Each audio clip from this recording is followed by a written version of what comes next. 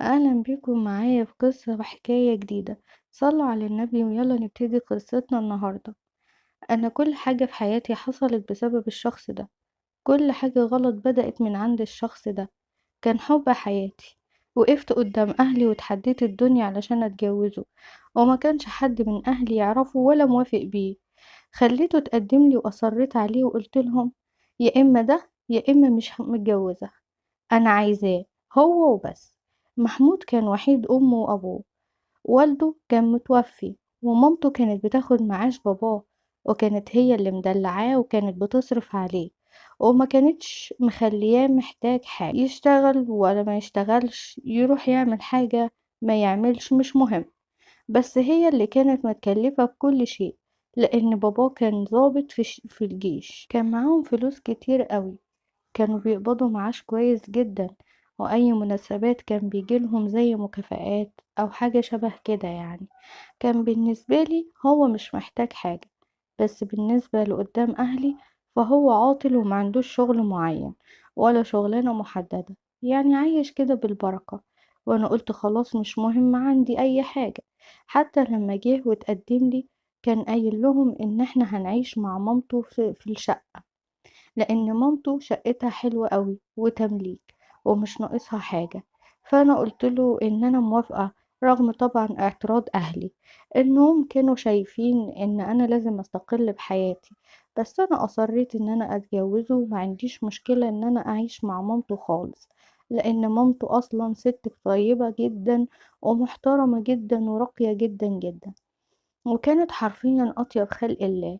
ودي حاجة كانت مطمناني إن أنا إن شاء الله هعيش حياة سعيدة، هعيش مع الشخص اللي أنا بحبه واللي أنا اخترته، ومامته كمان كويسة، وهعيش معاها، ويمكن يعني لو الدنيا ضاقت بينا هي اللي هتكون مصدر الفرج من بعد ربنا طبعا سبحانه وتعالى.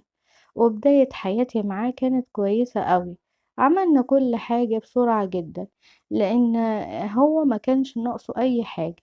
واتجوزنا وعشت أول شهر في أسعد أيام حياتي. كانت حياتنا هادية وجميلة، ورغم وجود مامته معايا في البيت إلا إني كنت باخد راحتي بكل شيء، لأن مامته هي وبس، ما كانش فيه حد تاني غيرها. وهي بصراحة كانت ست طيبة وزي البلسم. كانت بتعمل الأكل والشرب وتجهز لنا كل حاجة، وما كانتش بتخلينا نشيل هم أي شيء في الدنيا. وكانت هي اللي بتنزل السوق بعد الشهر ده، وكانت بتجيب لنا كل حاجة، واحنا علينا بس ان احنا نصرف ونتمتع، ومش اكتر من كده. بس ما في معرفش ليه مع الوقت كده ابتديت اشوف ان محمود كده انتهازي ونطع كده وقاعد في البيت ما بيعملش اي حاجة. فعلا ما عندوش مشكلة ان هو يكون ما بيشتغلش، وابتديت اكره ده فيه. زي فعلا ما كانوا اهلي بيقولولي، كرهت اللي هو مسنود على امه، حسيت ان هو مش راجل. وبقيت فعلا بكره وجوده المستمر في البيت، وعايزاه يخرج شوية ويرجع، احس ان انا كده متجوزة، يبقى شوية معايا يبقى شوية مشغول في شغله ويجي بعد كده. لكن ده كان لازقة في البيت، ما بيعملش اي حاجة الا ان هو ينزل يقعد شوية مع اصحابه ويرجع، ويقعد شوية مع اصحابه ويرجع.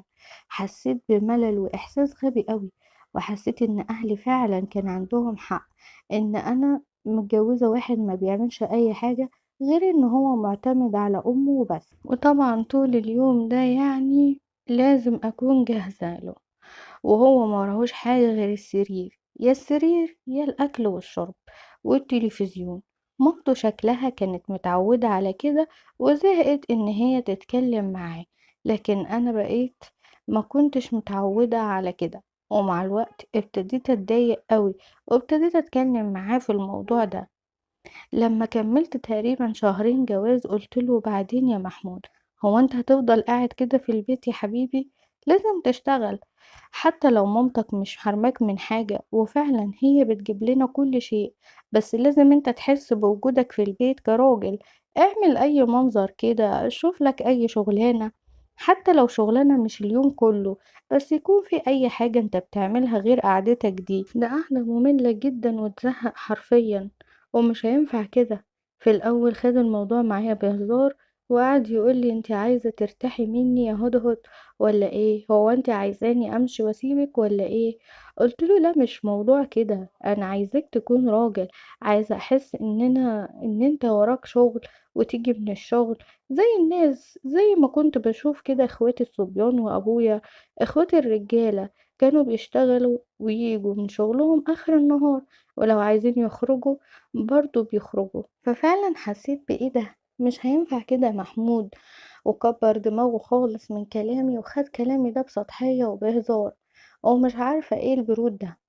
كلمته بعدها بشوية برضه في نفس الحكاية، لأني بجد زهقت وابتديت أتعب واتضايق، حتى العلاقة بدأت أكرهها، لأن مش كده، مش ال24 ساعة ومامته حرفيا سايبانا براحتنا كأننا عايشين لوحدنا فعلا.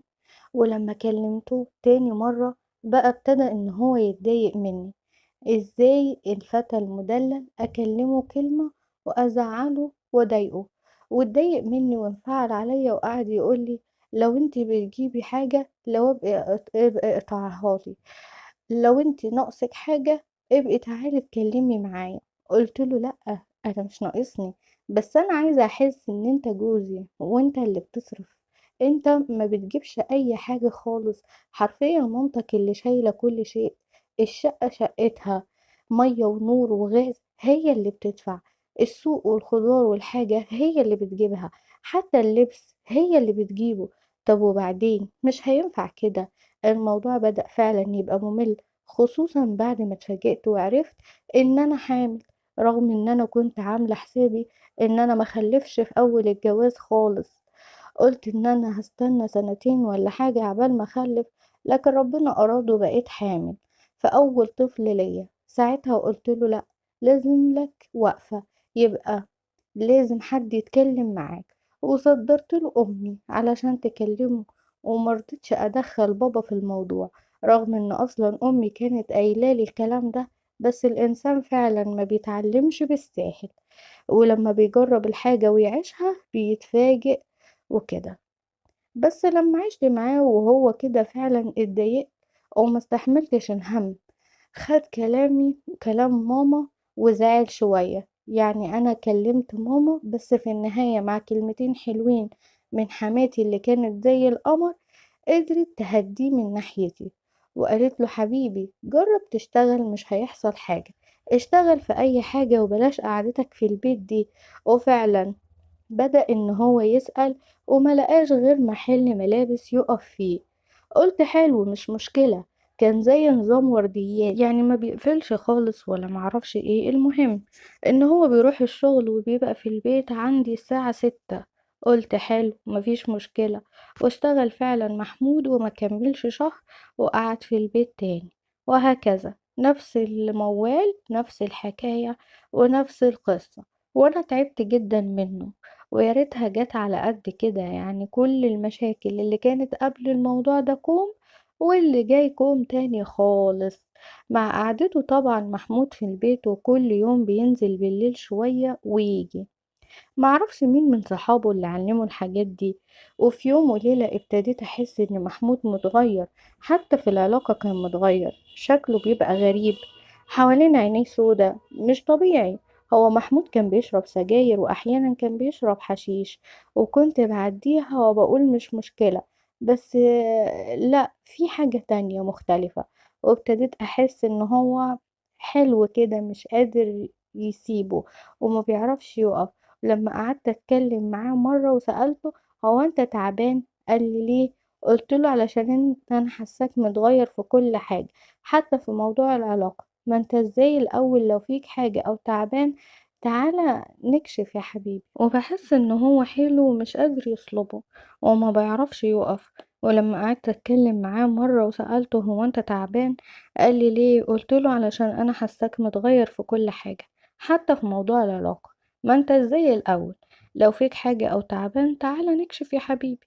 وكلمت كمان حماتي في نفس الموضوع، والصراحة ما كنتش بخبي عنها حاجة، وقلت لها يا ماما انا حاسة ان محمود في حاجة غريبة. قالت لي انا كمان ملاحظة ده. ما خبتش عليها وقلت لها برضو ان هو في العلاقة ما بيعرفش يكمل الموضوع، بيعطل في النص. قلت لها كده وصرحتها، وساعتها برضو انا وهي قعدنا معاه وسألناه: انت تعبان؟ فيك حاجة حاسس بيها؟ يعني نروح نكشف او كده. برضو ما اخدناش منه اي عقاد نافع، وقال لنا ما تشغلوش بالكم بالموضوع ده، انا هبقى كويس. بس مع الوقت بدأت احس ان هو متغير قوي، ومش عارف يرجع لطبيعته في اي شيء.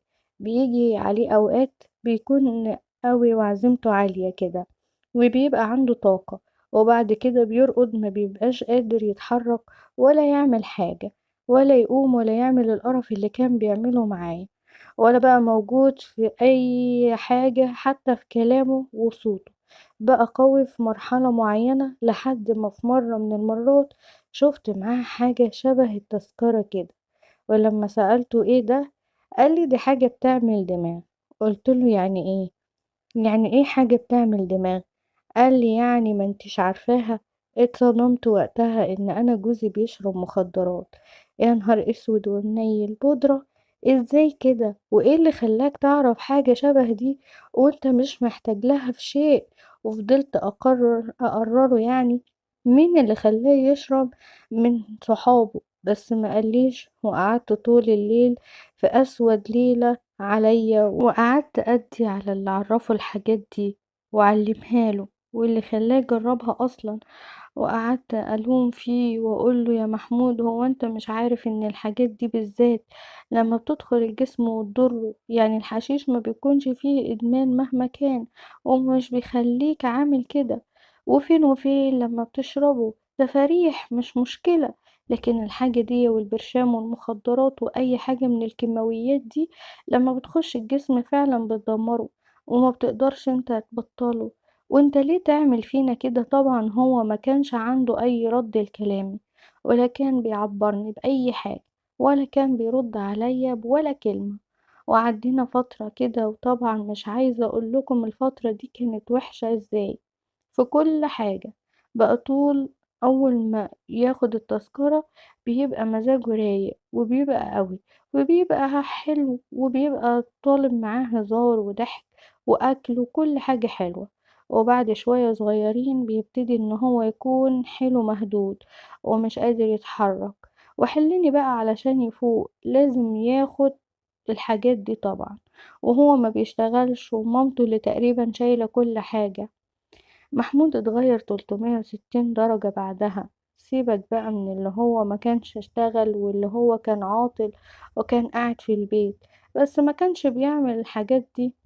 وابتدى ان هو ياخد حاجات من البيت يتسرب ويبيعها. وطبعا انا كنت ببقى عارفة بس مش قادرة اتكلم علشان مامته، ما بقتش عارفة اعمل ايه واحل المشكلة دي ازاي.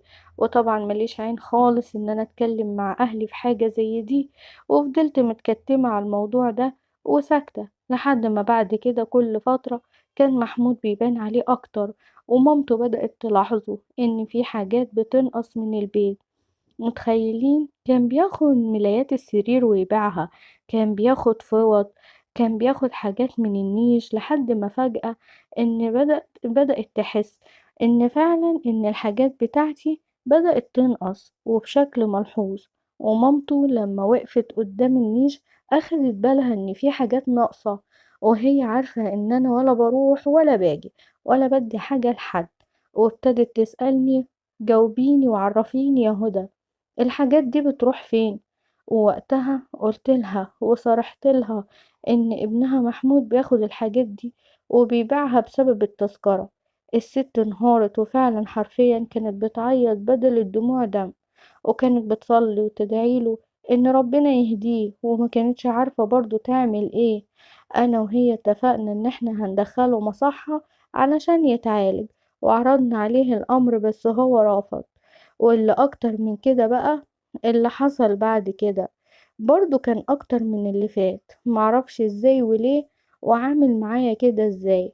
بجد لغاية دلوقتي مش عارفة، بس اللي حصل ان انا لما قعدت اتكلم معاه واقول له انا عايزاك تروح مصحة، قعد يقول لي: اسكت يا خايبة، انت ما تعرفيش دماغها بتبقى عاملة ازاي، دي دماغها حلوة قوي. قلت له: دماغها حلوة ايه؟ ساعة اتنين تلاتة بس ما بتشوفش نفسك بعدها بتبقى عامل ازاي، ولا فيك حيل ولا فيك نفس ولا اي حاجة، عامل زي فعلا الجثة. قال لي بس جربي معايا وانت هتعرفي اللي انا بقوله لك ده ايه. وطبعا انا رفضت في الاول ورفضت، وبعد كده كنت مخنوقة وزهقانة وتعبانة وقرفانة من الحياة اللي انا بقيت عايشة فيها، والدوامة اللي ما بتخلص، والمشاكل اللي كل يوم بتكبر من اللي بقابلها من اللي قبلها.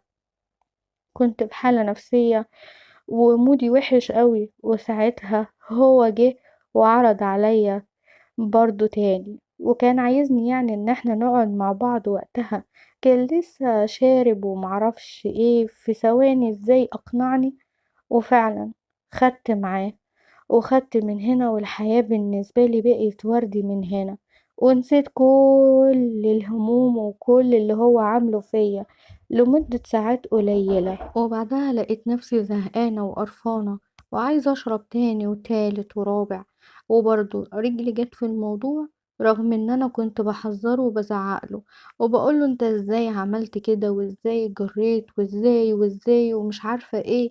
الا انا نفسي وقعت في نفس المحظور، وعملت نفس اللي هو عمله، وجربتها وانا عارفة خطورتها وعارفة ايه اللي بيحصل، وكنت بتعارك معاه علشان كده اصلا، يعني فاهمة كل حاجة وعارفة كل حاجة. لكن كانت ساعة شيطان معرفش ازاي سيطرت عليا، وبدل ما كان محمود لوحده في الدوامة دي، بقيت انا كمان وهو. وحياتنا زي بتوع الليل دول، زي تجار المخدرات، زي بتوع الكبريهات. معرفش، كانت حياتنا بقى ابتدت تبقى مقرفة. نشرب نبقوا حلوين وكويسين وبنهزر ونضحك، وبعدها ما نقدرش نتحرك ونفضل نايمين ومهمومين وتعبانين، ما بنرتاحش غير لما نشرب. وكنا بنعمل اي حاجة علشان نجيب التذكرة ونشربها. ومامته مامة محمود ابتدت ان هي تنهار، وغصب عنها كانت ساعات هي اللي بتدينا الفلوس، لحد ما خلاص لقت نفسها وصلت لحظة سد الحيطة سد، عايزة تساعدنا ومش قادرة. وبدل خيبة محمود بقيت أنا قدامها. الست كانت عايشة وسطينا مكسورة وحزينة، ومش قادرة تعمل حاجة، بتتفرج علينا واحنا بنضيع من ايديها. وكانت حرفيا بتدي ساعات محمود فلوس من كتر ما بنكون تعبانين. لكن طبعا هي هتسد على ايه ولا ايه؟ كل ده كان بيحصل. وكنا كمان بنبيع حاجات من البيت لحد ما حرفيا كنا نايمين على مرتبة على الأرض.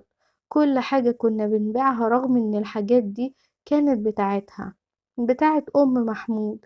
محمود عاش حياته كلها عمره ما نقصت من بيتهم حاجة، لكن بعد ما دخل في القصة دي والحتة دي حرفيا كان بيحاول يجيب فلوس من الهوا، من تحت الأرض. لو ما كانش معاه فلوس ولا أمه ادته، كان بيعمل أي شيء. وأنا كمان كنت بعمل كده معاه. لما بقيت أشرب أنا كمان، ووسط كل ده كنت بحمل وأخلف عادي جدا. وطبعا أحمل وأخلف تاني وفي دوامة، ولا أنا حاسة بحاجة، ولا أنا عارفة أنا بعمل إيه، ولا مركزة في حياتي. وكنت حرفيا اللي شايلة كل حاجة هي حماتي أم محمود. انا ما كنتش اعرف اي حاجة عن ولادي غير ان انا احبل واولد احبل واولد، وهي اللي كانت بتعمل كل حاجة. وطبعا مع الوقت كان شكلنا باين عليه قدام اي حد قريب مننا، اهلي. وبقيت بنزل واطلع كتير غير الاول، كنت قاعدة وكأنه في بيتي. وبقيت بروح عند امي، اروح السوق عند ابويا اللي كان عنده محل. كنت بحاول ان انا اتنطط برضو واخترع بقى قصص وحكايات لأمي علشان ترضى تديني فلوس، وعلشان أبويا يديني فلوس، وحاجات كتيرة. حاجات كتيرة حصلت وسط كل ده، وكل ده برضو كوم، واللي جاي كوم تاني خالص مع الوقت. وبدأنا خلاص نخلص كل حاجة. حجج وأعذار أهلي كانوا بعد كده بيساعدوني لما شافوا حالتنا زي الزفت، وطبعا من غير أي كلام ولا مبررات، هما كانوا عارفين اللي بيحصل. وحاولوا معانا احنا الاتنين اكتر من مرة ان احنا ندخل مصحة علشان نتعالج، ومجرد ما كنا بنتعالج بنرجع تاني زي ما احنا. اول ما بنتجمع مع بعض واول ما بنخلص الكورس في المصحة، بيكون المفروض قايل لنا محدش يقعد مع حد كان بيشرب معاه. وطبعا ده جوزي، بمجرد ما ان احنا الاتنين بنتجمع كنا بنرجع نشرب تاني. كل ده كان بيحصل وسط كل اللي احنا فيه ده. بعد كده كانت اهلي ساعات بيجيبولي مثلا لبس لاولادي، حرفيا كنت باخد اللبس ابيعه، وكنتش بعمل اي حاجة لاولادي ولا حتى كانوا بيلبسوه. ممكن يكونوا جايبين لهم لبس غالي جدا وانا اروح ابيعه ب500 جنيه ولا حاجة زي كده، علشان بس اجيب الحاجة اللي انا عايزاها دي. محمود نزل واشتغل على فرش في الشارع علشان برضو الحاجة دي، مش عشان حاجة تانية. هو ما كانش بيعمل حاجة غير ان هو بيجيب سجاير ويجيبها، وما كانش بيكفي برضو لان انا وهو خلاص وصلنا لمرحلة ان احنا بنبقى عايزين الحاجة دي باستمرار. الحاجة دي كده كان عندنا غباء او شراسة مش عارفة طبعا. كل اللي حوالينا كده بدأ يمل مننا. اكتر من مرة نخش مصحة ونطلع زي ما احنا بناخد فلوس وبنضيعها في الهوا. كل حاجة حوالينا بنبيعها. لو أمي كانت بتقدم مساعدة فبطلت، لو أبويا كان بيساعدني فبطل. ومحمود مش ملاحق، ومامته ربنا يكون في عونها من اللي احنا عملناه فيها، وهي فعلا اللي شايلة كل حاجة. بقيت بمشي وبروح وباجي، بروح أقف معاه في الشغل، وبقينا بنتجنس كل يوم علشان نعرف نجمع تمن الحاجة دي. مع الوقت محمود بدأ إن هو يعرفني على أصحابه، لأن كنت بنزل معاه الشغل علشان نعمل أي حاجة. عارفين، ونبقى واقفين في الشارع كده عايزين نعمل أي حاجة عشان نجيب القرش، علشان نجيب الجنيه، علشان نشرب، علشان نعرف نقف، علشان نعرف نتكلم، عشان نعرف نعيش. وصلنا لمرحلة ان احنا بنشرب علشان نعيش، مش عشان نعمل دماغ بقى وانبساط، لا. احنا ميتين، والشرب بيخلينا نعيش شوية. وحرفيا حتى لما بنشرب بنبقى تعبانين برضو. مبقاش الموضوع زي الأول، خلاص الموضوع اتغير معانا 360 درجة. وقفتي مع محمود بقت كتير في المنطقة دي، خلى ناس كتير جدا تعرفني. واحنا حرفيا كنا بنقف نتكلم مع الرايح واللي جاي، ناس زهقانة وناس طهقانة وما هياش عارفة تعيش أصلا. ابتديت بعد كده أكون صداقات حوالين الشغل اللي هو فيه. ومن ضمن الصداقات دي كان واحد صاحب محل في المنطقة اللي هو شغال فيها محمود. كان عيل صغير بالنسبة له، كان أصغر مني تقريبا ب6 7 سنين، لكن كان معجب بيا قوي، وكلامه معايا مرة على مرة بقيت فعلا بقف أتكلم معاه. أنا ارتحت له الصراحة، وبدأت إن أنا أحكي له عن اللي حصل لي بالظبط، وعرفته إيه اللي حصل معايا حرف حرف. وكان فاهم طبعا قد إيه إحنا بنبقى محتاجين للفلوس علشان الموضوع ده، وعارف وفاهم كل حاجة عني. أنا ومحمود في الأول حسيت إن هو معجب بيا، مش عارفة، كان نظراته وكلامه فيها حاجات غريبة قوي. بس مع الوقت بقيت أتأكد من ده. ولأن أنا كنت فعلا مهمومة وحزينة، وكنت قرفانة ومش عارفة أعيش ولا أقعد، كنت بسرق أوقات كتير علشان أقعد شوية معاه، لأن كان كلامه بيريحني والقعدة معاه بتريحني. أو يمكن إحساس إن هو بيحبني كان بيوصلي، فكنت ببقى مبسوطة. كنت على طول بقعد أشتكيله وأقعد أعيطله وأبكي بالدموع. وقتها هو كان متعاطف معايا، وعرض عليا إن هو يديني مبلغ بس بشرط إن أنا أجرب أتعالج صح، ولازم أتعالج من القصة اللي أنا فيها دي. وكان متعاطف معايا جدا. بس أنا لما أخدت الفلوس ورحت لمحمود وقلتله على اللي حصل وعرفته كل حاجة، محمود عينه كده كانت فرحانة وزقطت، وخد من ايدي الفلوس وهو فرحان، وقرر ان هو ياخدهم ليه. ولا رحنا مصحة ولا حاجة، وقعدنا نصرف منها بقى ببذخ على نفسنا، وطبعا على كيفنا ومزاجنا، لحد ما الفلوس ما خلصت. وطبعا صاحب المحل اتفاجئ بعدها ان احنا نزلنا الشغل تاني، وبقى بيشوف محمود تاني، واتصدم لما عرف ان انا ما رحتش المصحة ولا اي حاجة. وزعل طبعا مني لما شافني أول مرة، ووقف عاتبني وقال لي الحل الوحيد إن انتي تتطلقي من الراجل ده. لأن فعلا في مصحة ناس كتير قالوا لما رحنا المصحة كذا مرة وما بطلناش، عرضوا علينا إن احنا نسيب بعض، لأن احنا اللي بنشجع بعض على كده. وعملوا معانا حاجات كتير. أنا اتحبست كتير جدا من أهلي، واتقفل عليا باب الشقة واتجنزر، وكانوا بيربطولي بجنزير، ولا أي حاجة حوقت فيا. ولا في اي حاجة، كنا برضو بنعمل كل اللي احنا عايزينه، وبتوصل معانا المرحلة لنفس النتيجة ونفس كل حاجة. محمود كان عارف ان صاحب المحل ده ما ادانيش الفلوس كده، كان فاهم ان هو معجب بيا لدرجة ان هو اللي جه قال لي الكلام ده، وقال لي انه عارف ان احمد معجب بيكي وعينه منك، وما اداكيش الفلوس دي غير علشان كده. شكله كده بيحبك، هو اللي عرض عليا ده، وهو اللي قال لي ده. ومع زنقتي بقى والايام بتاعتنا وحوجتنا للفلوس ومفيش فلوس والدنيا بايظة معانا خالص، محمود جه في مرة من المرات وقال لي ان انا اروح اطلب فلوس من احمد، وقال لي ان انا عايزك تعيطي له وتتشحتفي له. انا اصلا لما كنت بقف اتكلم مع احمد كنت بعيط، بس انا استغربت للدرجة دي. محمود ما بقاش فارق معاه خالص ان انا اكون بكلم واحد وعارف ان هو معجب بيا وبيحبني، وعارف ان هو اداني الفلوس علشان كده، وهو بنفسه اللي يعرض عليا ان انا اروح تاني علشان خاطر اخد منه فلوس. اتصدمت في محمود، بس مش قد الصدمات اللي عدت. اصلا حياتي كلها خربانة، وحياتنا كلها خربانة ولا عايشة. خدت فعلا الكلام منه، ولان انا اصلا برتاح لاحمد رحت له وقعدت معاه. بس اليوم ده بقى معرفش ايه اللي حصل، مش فاكرة ايه التفاصيل فعلا اللي خلت الموضوع يوصل بيني وبين احمد لده. احمد قال لي ان انا عندي استعداد طبعا اديكي اللي انت عايزاه، بس نفسي في حاجة. قلت له ايه اللي نفسك فيه؟ قال لي انا عندي شقة صغيرة قوي كده، عايزك تيجي تقعدي معايا شوية فيها. استغربت قوي الطلب بتاعه وكنت مذهولة، وطبعا ما وافقتش ولا رضيت. بس كان في حاجة جوايا غريبة، حاجة بتشدني ناحية الشخص ده. زي ما قلت يمكن علشان هو كان بيحبني وانا كنت حاسة بكده. رحت لمحمود وحرفيا قلت له اللي هو قاله، واتصدمت صدمة عمري. وقلت له كده وانا عارفة ان هو ملوش عين ان هو يزعق لي، ولا يروح يعاتب احمد في حاجة، ولا يتكلم معاه، لان هو اصلا بكل بساطة اللي قال لي اروح له. ولما قلت له الكلام ده لقيته بيقول لي طب وفيها ايه لما تروحي تقعدي معاه؟ وانتش عرفك اللي هو في ضميره حاجة وحشة؟ ما يمكن عايز يتكلم معاكي ببساطة كده. محمود قال لي كده عادي جدا، ما سألنيش ليه وما تسألونيش ليه وازاي. بس ده اللي حصل، وبعدها فعلا انا رحت قابلت احمد في الشقة بتاعته.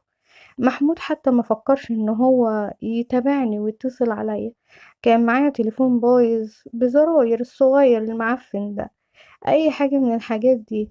لا ده سابني فعلا حرفيا. رحت وهو كمان روح، ولما امه سألته عليا قال لها ان انا في مشوار وكان مستني، بس انا اروح له بفلوس. رحت فعلا مع احمد اللي كان في الاول قاعد فعلا معايا عادي جدا وبيتكلم معايا، وبيقولي انا نفسي اخرجك من اللي انت فيه ده، انا نفسي اريحك من القصة اللي انت فيها دي، وانتي ليه اتجوزتي محمود وايه اللي حصل بينكم.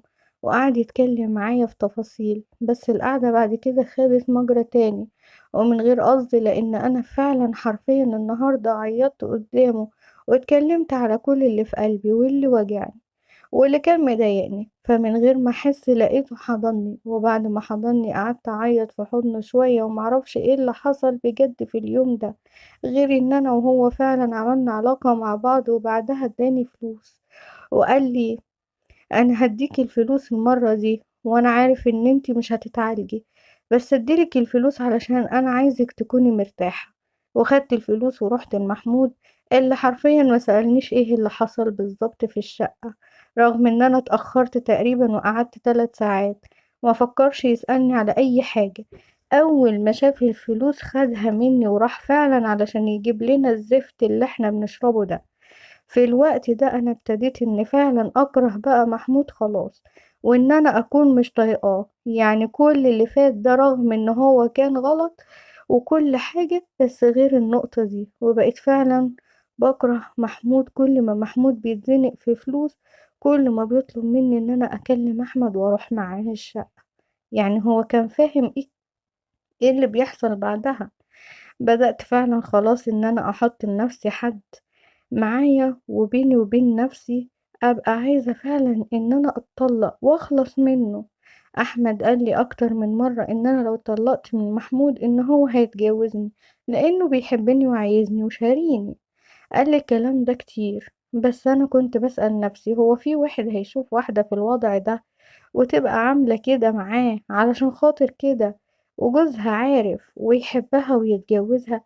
أكيد لأ، أكيد في حاجة غلط.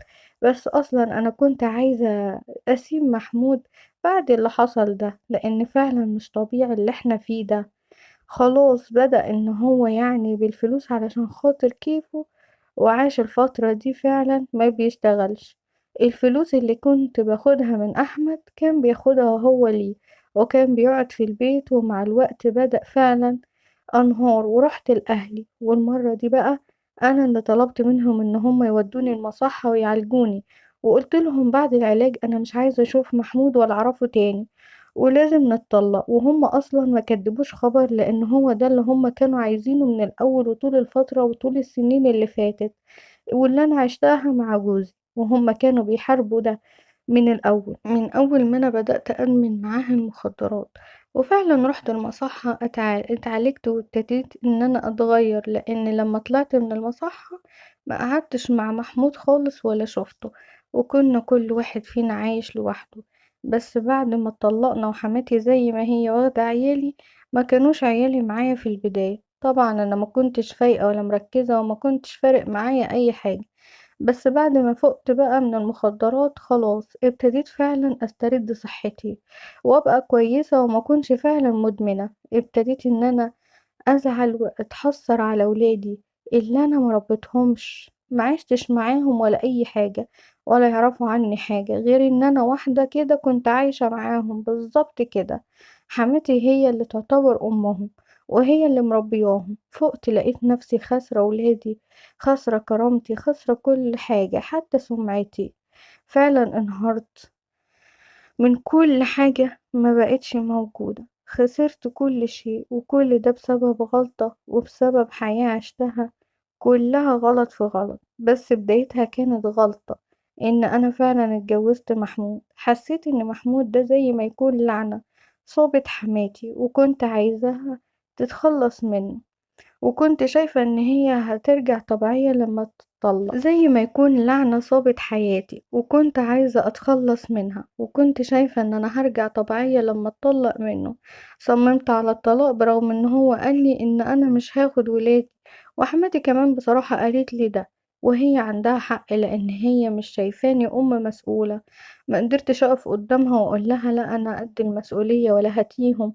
هي كان عندها حق. سبت ولادي وسبت محمود واتطلقت منه، وقلت بس انا هبقى كويسة والحياة هتبقى وردي والدنيا هتبقى كويسة وهعيش عيشة نظيفة وهبدأ من جديد، وان شاء الله ربنا هيكرمني. وقلت مادام ما شفت الفقر والقرف اللي انا كنت عايشة فيه ده، اكيد اكيد كل حاجة هتتغير. بس كل ده انا ما صليتش، ما قربتش من ربنا، ما تبتش. كنت بس كل اللي انا عايزاه ان حياتي تبقى حلوة واني اطلع من القرف ده. مثلا ما تبتش لنفسي ان انا عملت حاجة حرام، ما حسيتش ان انا نفسي ان انا عملت حاجة من الكبائر. لا، كنت عايزة ابقى كويسة علشان نفسي انا بس، ما فكرتش في ربنا لحد اللحظة اللي انا وصلت فيها دي والقرف اللي انا عشت فيه ده. وفضلت ماشية كده حياتي عادي وبحاول ان انا اتعافى من اللي فات. لكن احمد معرفش ازاي قدر ان هو يصلي وتواصل معايا وكلمني، ورغم ان انا كنت مستغربة اوي العلاقة اللي هتكون بينا، وفعلا هي هتبقى غريبة، ويا ترى هو شايفني ازاي وان انا في عينه عاملة ازاي. لكن انا في البداية فرحت وقلت بس ده انا هبقى كويسة والدنيا هتحلو معايا والدنيا هتبقى غير. وبعد كده بدأت ان انا اتكلم معاه وقلت له خلي الموضوع الرسمي ده بعد فترة، ان احنا نتكلم مع بعض ونقرب من بعض فيها.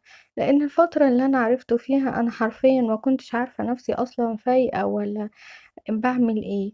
ومع الوقت ابتديت الاقيه بيعاملني معاملة غريبة جدا، يعني لو لقاني مثلا مشغولة او مش فاضية بيسبني وبيشتمني بالألفاظ الوحشة والبشعة، وبيقولي كنتي مع مين وكنتي فين وتلاقيكي كنت بتعملي كذا وتلاقيكي كنتي مع كذا، وبالألفاظ بشعة بشعة. والموضوع ده اتكرر أكتر من مرة، وكل مرة كنت بلوم عليه وبرجع يصالحني وأنا اتصالح. ونفس الحكاية لقيت نفسي برضه هادخل في دوامة وحشة بشعة، وهاتعامل مع واحد من منطلق إن هو شايفني واحدة رخيصة، بِعت نفسي علشان خاطر الفلوس، رغم فعلًا الفترة دي كانت صعبة في حياتي وإن أنا ما كنتش عارفة أنا باعمل إيه بجد، بس طبعًا هو ما لوش دعوة بكل ده. فهمت وقتها إن اللي أنا دخلت فيه صعب إن هو يتنسي ويتمحي، وعرفت إن ما فيش حد هيحب واحدة بالطريقة اللي هو عرفني بيها. وصعب جدًا إن أنا أكون يعني أصلّح الغلط ده بسهولة، وفهمت وقتها إن هو صعب ومستحيل أعيش معاه، الموضوع اتكرر كتير مرة و2 وكل مرة كنت باصالحه وبارجع تاني وهو يرجع تاني يسب ويلعن، وكان يقول لي أبشع الألفاظ. أي نعم كان بيديني فلوس كتير وكان بيبعت لي دايمًا مصروف وكان تقريبًا هو اللي شايل مسؤوليتي، لكن فعلًا كان بيتعامل معايا إنه واحدة رخيصة. ويديها فلوس ويقعد يهينها ويشتمها ويلعنها، وكأني ماليش سعر ولا تمن غير القرشين اللي أنا باخدهم، لكن كرامتي أنا فين مش موجودة. وقتها أدركت اللي أنا فيه وعرفت قيمة اللي أنا عملته وقيمة اللي خسرته، وعرفت إن أنا عندي ذنوب كتير المفروض أسد الدين بقى اللي عليا لربنا. اتكلمت مع شيخ وشرحتله كل حكايتي وفضفضت له بكل حاجة، وأول حاجة قالها لي انتي توبي. افتكرت وقتها ربنا وافتكرت ان انا ما تبتش عن اللي انا عملته ده، وعرفت وقتها ان انا لازم اتوب واغسل نفسي من اللي انا كنت فيه، مش مجرد ان انا عايزة اعيش سعيدة فابعد عنه وخلاص كده، لازم اتوب واغسل نفسي من الذنوب علشان ربنا يرضى عني. الشيخ ده قال لي كلام ريحني جدا، وطلعته من عنده وطلعت من عنده وأنا فعلًا إنسانة جديدة، وكان باب التوبة هو أول حاجة لازم أنا أروح أخبط عليها، وعملت فعلًا زي ما هو قال لي، وطلبت من ربنا إنه يسامحني، وندمت من جوايا وبعدها كل حاجة فعلًا حرفيًا أنا عملتها غلط وحرام، بعدت عن كل حاجة ليها ديل للماضي. وفضلت كده أغسل في نفسي باللي أنا عملته وقعدت سنة تقريبا بستغفر ربنا وبدعيله إن هو يتوب عليا وإن هو يهديني ويسامحني على البلاوي والمصايب اللي أنا عملتها. يمكن ربنا عارف إن أنا من جوايا ست كويسة وإن أنا فعلا كل اللي أنا كنت فيه ده بسبب اللي حصلي وبسبب الشيطان وبسبب قعدتي مع محمود جوزي الأولاني. وفعلا بعد ما تبت وغسلت نفسي من كل حاجة حياتي اتبدلت فعلا، بقى عندي راحة وسكون غريب، رغم ان انا لغاية دلوقتي بدأ ربنا فعلا ان هو يكون تابع تابع عليا وسامحني، وساعات كتير ببقى